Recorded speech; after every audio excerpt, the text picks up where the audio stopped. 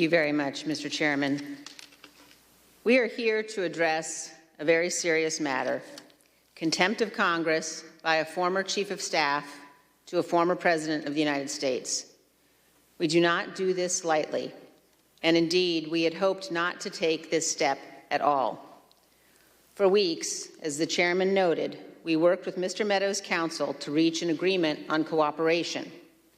But shortly before his scheduled deposition, Mr. Meadows walked away from his commitment to appear and informed us he would no longer cooperate.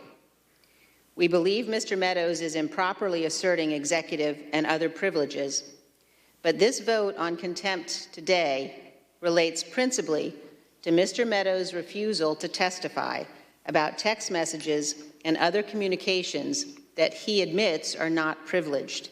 He has not claimed and does not have any privileged basis to refuse entirely to testify regarding these topics. Let me give just 3 examples. First, President Trump's failure to stop the violence. On January 6th, our Capitol building was attacked and invaded. The mob was summoned to Washington by President Trump, and as many of those involved have admitted on videotape, in social media, and in federal district court, they were provoked to violence by President Trump's false claims that the election was stolen. The violence was evident to all. It was covered in real time by almost every news channel. But for 187 minutes, President Trump refused to act. When action by our president was required, essential, and indeed compelled by his oath to our Constitution.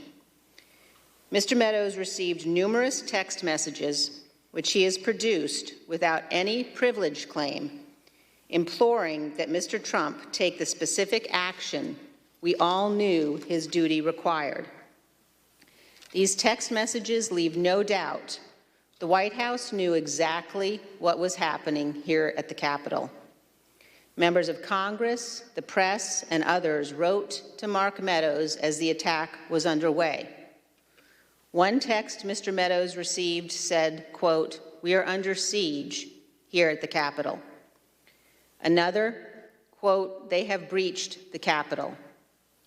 In a third, Mark, "Protesters are literally storming the Capitol, breaking windows on doors, rushing in. Is Trump going to say something?" A fourth, "There's an armed standoff at the House chamber door." And another from someone inside the Capitol, "We are all helpless." Dozens of texts, including from Trump administration officials, urged immediate action by the president. Quote, "POTUS has to come out firmly and tell the protesters to dissipate. Someone is going to get killed." In another, Mark, "He needs to stop this now." A third, in all caps, "Tell them to go home." A fourth, and I quote, "POTUS needs to calm this shit down." Indeed, according to the records, multiple Fox News hosts knew the president needed to act immediately. They texted Mr. Meadows, and he has turned over those texts. Quote, "Mark, the president needs to tell people in the Capitol to go home. This is hurting all of us. He is destroying his legacy," Laura Ingraham wrote. "Please get him on TV. Destroying everything you have accomplished," Brian Kilmeade texted. Quote, "Can he make a statement? Ask people to leave the Capitol," Sean Hannity urged. As the violence continued, one of the president's sons texted Mr. Meadows, quote, "He's got to condemn this shit ASAP. The Capitol Police tweet is not enough," Donald Trump Jr. texted. Meadows responded, quote, "I'm pushing it hard. I agree." Still, President Trump did not immediately act. Donald Trump Jr. texted, again and again, urging action by the President. Quote, "We need an Oval Office address. He has to lead now. It has gone too far and gotten out of hand," end quote. But hours passed without necessary action by the President.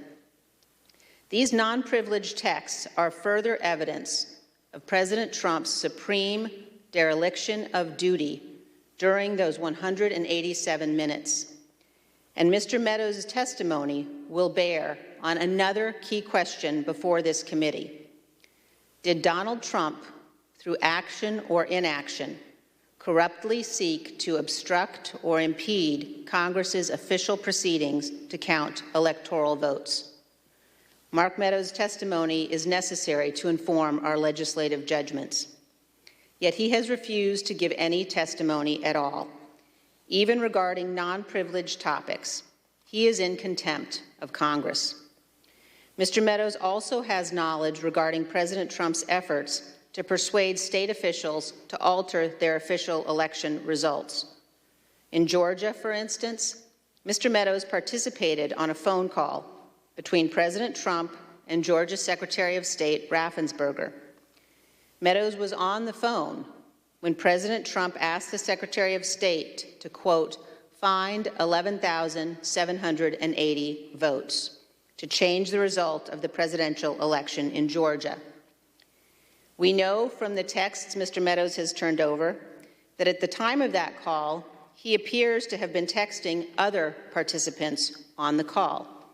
Again, Mr. Meadows has no conceivable privilege basis to refuse to testify on this topic. He is in contempt of Congress. Third, in the weeks before January 6th, President Trump's appointees at the Justice Department informed him repeatedly that the President's claims of election fraud were not supported by the evidence and that the election was not, in fact, stolen. President Trump intended to appoint Jeffrey Clark as Attorney General, in part so that Mr. Clark could alter the Department of Justice's conclusions regarding the election. Mr. Clark has informed this committee that he anticipates potential criminal prosecution related to these matters and intends in upcoming testimony to invoke his Fifth Amendment privilege against self-incrimination. As Mr. Meadows' non-privileged texts reveal, Meadows communicated multiple times with a member of Congress who was working with Mr. Clark. Mr. Meadows has no basis to refuse to testify regarding those communications. He is in contempt. January 6th was without precedent. There has been no stronger case in our nation's history for a congressional investigation into the actions of a former president. This investigation is not like other congressional inquiries. Our Constitution, the structure of our institutions, and the rule of law, which are at the heart of what makes America great, are at stake. We cannot be satisfied with incomplete answers or half-truths, and we cannot surrender to President Trump's efforts to hide what happened. We will be persistent, professional, and nonpartisan, and we will get to the objective truth to ensure that January 6th never happens again. I yield back.